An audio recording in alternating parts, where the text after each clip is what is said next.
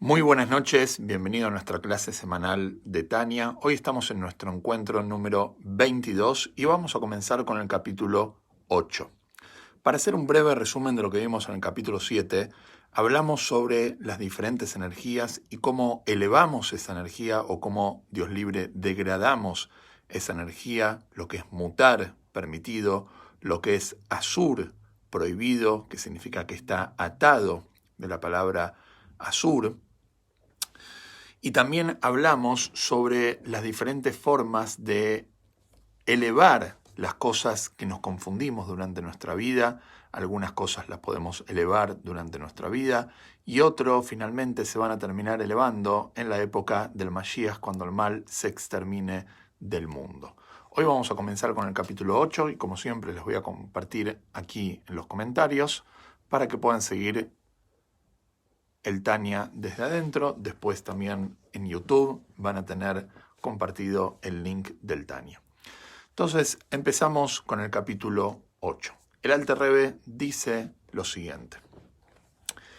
Hay otro aspecto adicional en la cuestión de los alimentos prohibidos. Aparte de lo que vimos hasta ahora, hay otro punto que tenemos que hablar con respecto a las comidas prohibidas, porque en el capítulo anterior no solamente hablamos de comida, sino también hablamos de relaciones prohibidas, pero hoy nos vamos a detener por lo menos en el principio del capítulo con respecto a lo que es la comida prohibida, como se llama la comida taref. Razón por la cual se le denomina isur. Isur viene de la palabra atado y ligado, no solamente prohibido, como la palabra asir en hebreo, que significa preso. Isur viene de la palabra preso porque algo prohibido es algo que está preso en la Sitra Hará, es algo que está preso en las fuerzas del mal y no se lo puede elevar de ahí sencillamente. Como explicamos, algunas cosas se lo puede elevar y otras cosas finalmente solo cuando venga Mashiach o si una persona logra el arrepentimiento de amor, Chubá Me'ahava. Sigo leyendo y dice así el Alter Rebbe, que esto es muy fuerte lo que va a decir acá. Y lo voy a explicar desde afuera. Supongamos una situación donde una persona, un yehudí, va a comer a un restaurante y es un restaurante kasher, obviamente, porque si no fuera kasher, él no iría a comer a ese lugar. Y en el restaurante le sirven comida pensando de que esa comida es kasher, pero por algunas circunstancias esa comida no era kasher. Quizás al restaurante le llegó sin saberlo. No importa cómo llegó en la práctica esa comida que no es kasher, pero esta persona comió comida no kasher sin saberlo. ¿Qué pasa con esta persona? Esta persona, entonces, la pregunta es así. ¿Esto es un pecado o no es un pecado para la persona? Entonces, la respuesta es, si él no sabía y él se cuidó realmente y fue engañado o quizá fue sin querer, pero en la práctica comió, entonces no es un pecado para él. Sin embargo, lo que él comió, en la práctica lo comió. Y nosotros sabemos que la comida kasher no solamente que es un pecado, sino que afecta a la persona, no solamente en lo espiritual, sino también en lo físico, como trae el Sefer HaJinuj, que la comida kasher, Hashem le encomendó al pueblo de Israel comer esta comida, porque tiene también un cuidado en lo físico a la persona, en su cuerpo. Y también lo contrario, una persona que come comida no kasher, entonces esto lo afecta físicamente. Entonces esta persona comió comida no kasher sin saberlo. A pesar de que no se lo considera un pecado porque él no lo hizo intencionalmente, en la práctica esa comida se transformó en parte de él, como va a traer ahora el terreno, se transformó en su sangre. O sea, de que es parte de él eso. Y eso lo afecta. Es como una persona que consume algo sin saberlo, pero en la práctica lo consumió. Vamos a hablarlo desde adentro. Dice así. Aun si la persona comiera una comida prohibida inconscientemente, sin saberlo, y su intención al comer era en aras del cielo, o sea que él comió Leshem Shamaim, no solamente que él lo comió, sino que lo comió debidamente, en aras del cielo.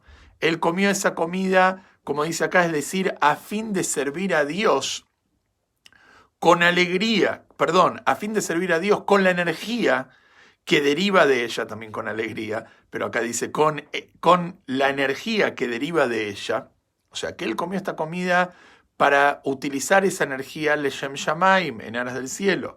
Y lo que es más todavía, incluso si realmente cumplió con su intención, estudió y rezó con la energía derivada de esa comida, no solamente que él comió Leshem Shamaim, sino que en la práctica después de comer, con esa energía que él obtuvo al comer esa comida, él fue y estudió Torah e hizo tefilá, de acuerdo a su intención. Miren lo que dice el Alter Rebbe. La vitalidad contenida en ella, la vitalidad de esta energía que él obtuvo al comer algo no kasher, no asciende ni se inviste en las palabras de Torah y plegaria. No se elevan. No hay forma de elevarlas. Por más que le hayas puesto la mejor intención, por más que en la práctica hayas hecho una mitzvah, y la mitzvah es una mitzvah, porque el estudio de la Torah que hiciste es estudio de Torah, y la mitzvah que hiciste es una mitzvah. Pero en la práctica, por cuanto que el origen era algo prohibido, esa energía no es elevable. Ni se inviste en las palabras de Torah y plegaria producida con esa vitalidad, como ocurre con los alimentos permitidos, que se llaman heter, porque esa vitalidad se mantiene cautiva en poder de la sitra hará de las 3 klipot impuras. Esa comida está atada a las klipot impuras y no hay forma de elevarlas, por más de que lo hayas hecho para cumplir una mitzvah y con la intención de cumplir una mitzvah. Es así, aun si se tratara de una comida prohibida por prohibición rabínica. Bueno, uno podría haber dicho, esto se refiere cuando uno come algo taref, que es de la Torá. Pero si es algo taref, algo prohibido por instauración rabínica, entonces uno diría, bueno, ahí, si uno no lo sabía, es elevable. Viene el Alter Rebbe y te dice, no, tampoco es elevable.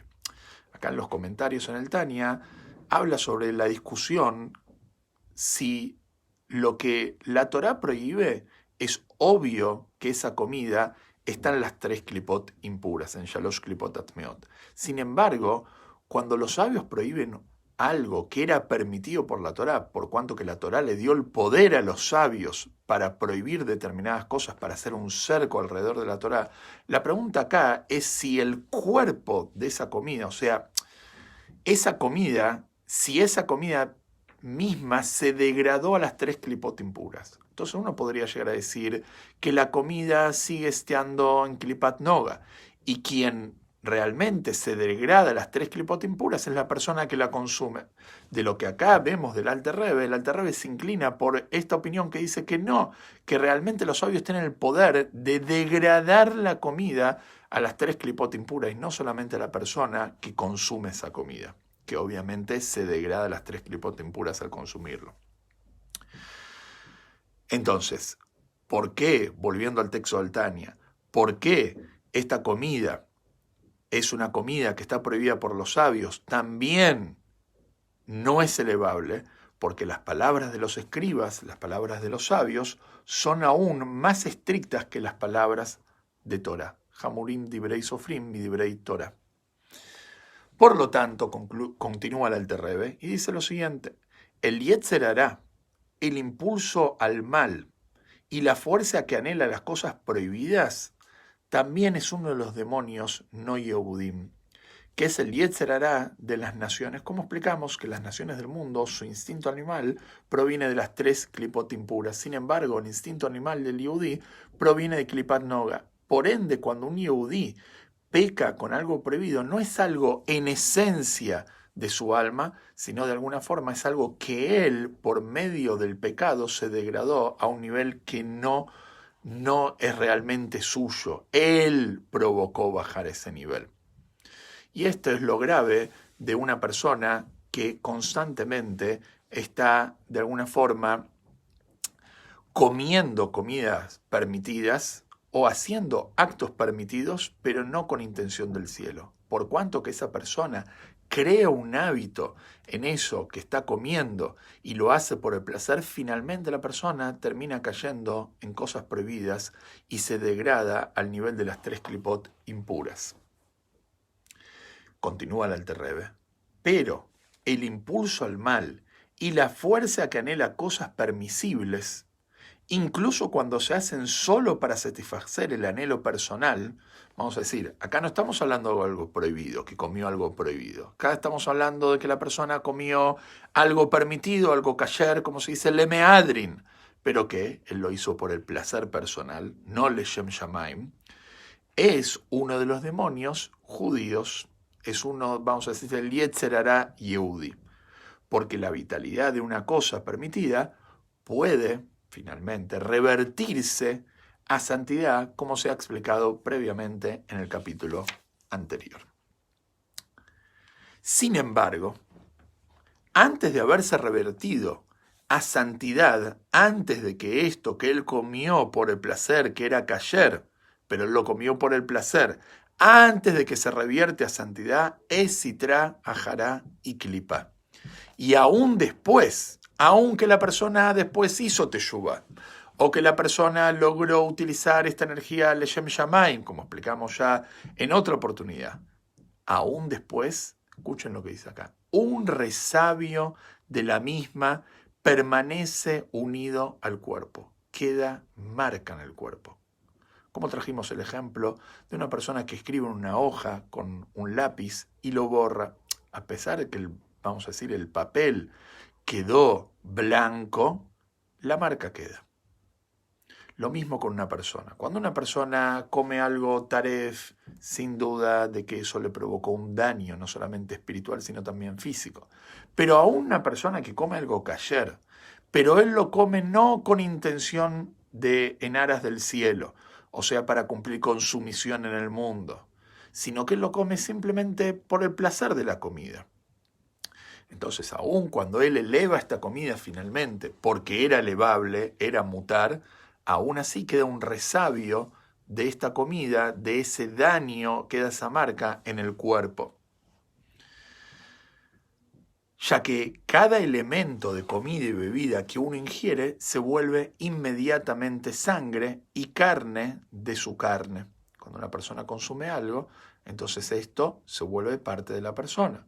Como sabemos que una persona que consume un animal, que es un animal de una conducta agresiva, entonces esa conducta se transfiere a la persona. A eso se debe, dice el Tania, que el cuerpo deba someterse a lo que se llama el purgatorio de la tumba. ¿Qué es el purgatorio de la tumba? Entonces está explicado en los libros que cuando una persona se va de este mundo, entonces lo primero que sucede es un juicio que se llama el juicio de la tumba, el purgatorio de la tumba. En pocas palabras, para no entrar en detalle, es como un sacudón que le dan a la persona para limpiarlo de esos errores que cometió en vida, esos errores sencillos, como vamos a ver, que errores más grandes que no alcanza con el purgatorio de la tumba. Entonces, para limpiarlo de alguna forma, entonces lo sacuden, como está traído en los libros, que le preguntan cuál es su nombre y la persona no se acuerda cuál es su nombre. También está explicado en otros lugares que se refiere al hecho de que el cuerpo se empieza a descomponer desde el momento que falleció y está enterrado, y eso es un sufrimiento para el alma. Como es sabido que hubieron grandes tzadikim, y aún no grandes tzadikim, sino gente que tenían comportamientos excepcionales, a pesar que quizás no eran del nivel de tzadik, que quizás por alguna circunstancia lo tuvieron que desenterrar para llevarlo a otro cementerio o por alguna situación particular, y después de años que esa persona estaba enterrada en el lugar, su cuerpo estaba intacto, porque no pasó por este castigo, se llama el purgatorio de la tumba. Sigo leyendo. A fin de limpiarlo, este purgatorio de la tumba es para limpiarlo, sacudirlo como un polvo que está en la ropa, que la persona, para sacarlo, no hace falta ni ponerle agua, simplemente sacudiéndolo y purificarlo de la impureza que ha recibido al disfrutar de cosas mundanas y placeres, que son de la impureza de Klipat Noga y de los demonios judíos, como explicamos recién. A menos, dice el Tania, que uno nunca hubiera disfrutado de este mundo, a menos que uno nunca hubiera disfrutado de este mundo en toda su vida, como ocurrió con Rabbeinu HaKodesh, Rabbi Yehuda Nasi, Rabbeinu HaKodesh, ¿Quién fue Rabbeinu HaKodesh, Rabbi Yehuda Hanassi? Fue una persona que vivió unos 200 años después, aproximadamente, de la destrucción del Beit HaMikdash, más o menos unos 250 años de la era común. Rabbeinu HaKodesh fue el compilador de la Mishnah, fue una persona que cambió la historia judía, porque hasta ese momento la Torá escrita estaba, sin embargo, lo que era oral, Torá Sheba'al Peh, se enseñaba de maestro a alumno, de padre a hijo en forma oral, ya que no estaba escrito y estaba prohibido por la Torá. Sin embargo, él vivió en una época donde venía de épocas de muchas persecuciones, y él en su época tuvo una relación muy buena con el emperador romano Antonino Pío. Entonces, él dijo, es una oportunidad para que la Torá no sea olvidada de Israel. Entonces él tomó esta responsabilidad de escribir todas las enseñanzas orales en lo que se llama la Mishnah. Y en la práctica eso es lo que se llama parte del Talmud. El Talmud está compuesto por lo que es la Mishnah y su explicación, la Gemara, que fue muchos siglos después por Rabina y Rabashi. Pero Rabbeinu HaKodesh, como conté antes, que tenía una muy buena relación con el emperador romano, se dice que él vivía a la altura física y de riqueza como el mismo emperador, que en su mesa nunca faltaban de ninguno de los placeres y ninguna de las frutas ni verduras, aunque no eran de estación. ¿No? Recordemos que en esa época no existía refrigeración, entonces lo que no era de estación era prácticamente imposible conseguirlo. Sin embargo, Rabbeinu HaKodesh, Rabbi Yehuda Hanassi, tenía estas frutas y verduras sobre su mesa.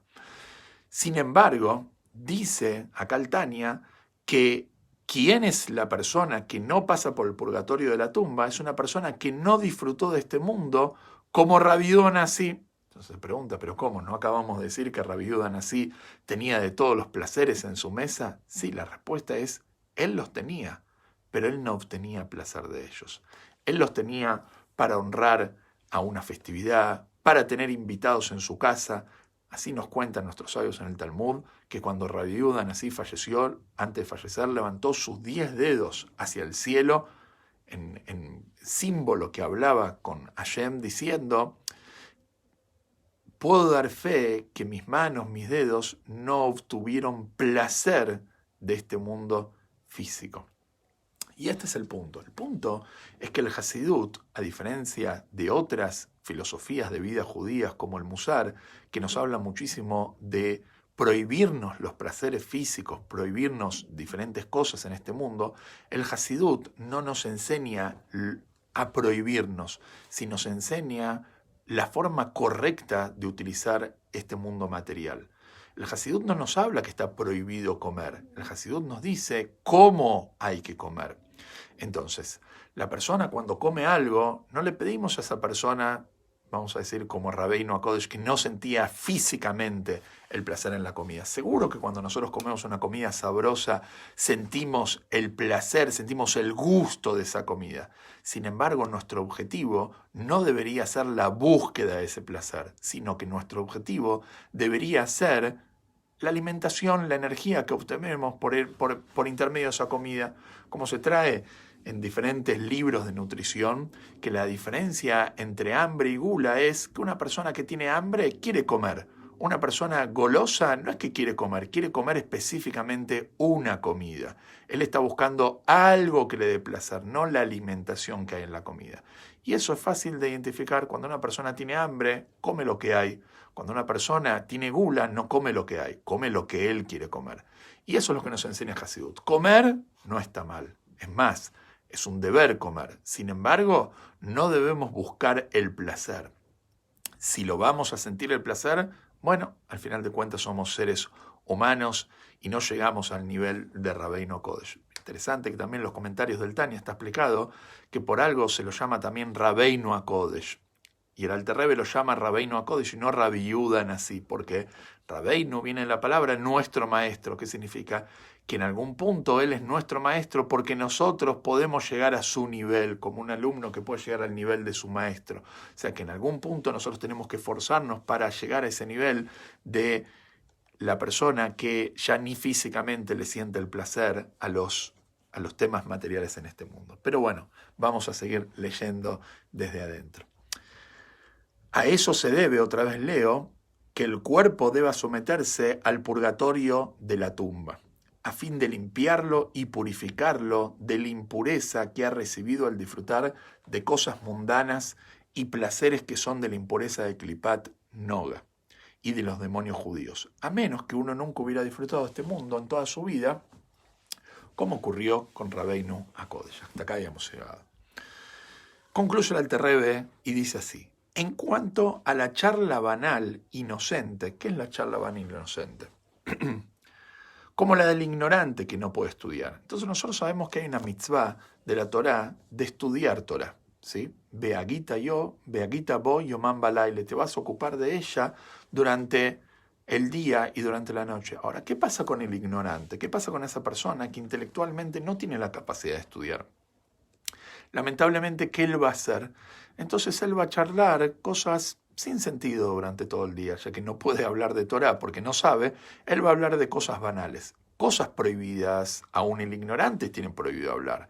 Chisme, burla, todos los temas que tienen que ver con prohibiciones de la Torá, aún el ignorante tiene prohibido hablar. Acá estamos hablando que él habla de cosas triviales, como decir el tiempo, o cosas que pasaron, la temperatura, o cosas que pasaron durante el día, que no tienen mucho sentido hablar de eso, son cosas banales. Entonces, ¿qué pasa con esa persona que habló temas banales?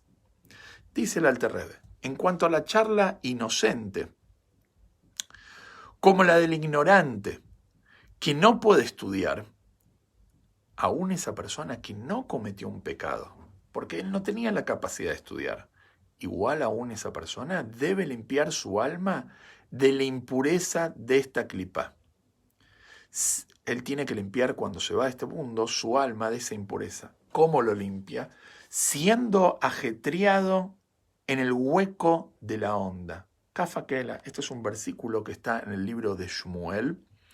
¿Qué es el Kafakela? El Kafakela es un castigo, de alguna forma. Cuando la persona se va de este mundo, se dice que para limpiarla no alcanza con el purgatorio de la tumba porque la mancha está más impregnada a su alma, entonces lo tienen que lanzar de un lado del mundo al otro lado del mundo, o se dice de Israel, afuera de Israel, o que le muestran lo que él hizo en su vida, los errores que él hizo, y le muestran la verdad de lo que tendría que haber hecho. Y esto es un sufrimiento muy fuerte para el alma. ¿Por qué? Porque se da cuenta de la verdad y se da cuenta que lo tendría que haber hecho y que fue un tonto y no lo hizo. Este es el concepto del hueco de la onda. Es importante aclarar que todas estas cosas que habla el Alter Rebbe ahora y más adelante con respecto a los castigos que pasa el alma cuando se va de este mundo, la persona no los tiene que tomar para asustarse de eso, sino al revés. Primero de todo que la persona tiene que cumplir Torah y Mitzvot de alguna forma, por lo bueno y el beneficio y la luz que trae, la conexión que él logra por intermedio de Torah y Mitzvot, no por miedo al castigo, sino va a ser una persona, de alguna forma, que va a hacer su cumplimiento durante toda su vida muy chato, porque él lo único que busca es escaparse del castigo, en vez de buscar conectarse con Dios, que obviamente ese es el objetivo. Pero aún así uno tiene que saber que esos castigos, el alma lo recibe con voluntad, podemos llegar a decir hasta con alegría y con deseo. ¿Por qué? Porque es como una persona que quiere ingresar a una fiesta y tiene su ropa sucia. De buena fe va a dar su ropa para limpiarla. ¿Por qué? Porque él sabe que no puede ingresar a la fiesta con la ropa sucia. No va a quedar bien. Lo mismo la persona de buena fe, él se entrega a este tipo de purgatorios y limpieza porque él sabe que de esta forma es un canal para poder ingresar a los niveles superiores. Triste sería el alma que no puede ni pasar por estos castigos. Es tan fuerte sus errores y pecados durante su vida que no hay, vamos a decir, método de limpieza para, de alguna forma, poder sacar las manchas del alma. Sigo, como está escrito en el Zohar Parashat Beshalach, página 59, mas en lo que hace a las palabras prohibidas, como el escarnio, que es la burla, el chisme y otras similares que al ser prohibidas provienen de las tres clipot completamente impura, el hueco de la onda por sí solo no sirve para purificar y eliminar su impureza del alma, sino que debe descender al Geinom, como si Dios quiere lo vamos a ver en el próximo encuentro. Que tengamos Shavua Tov, excelente semana.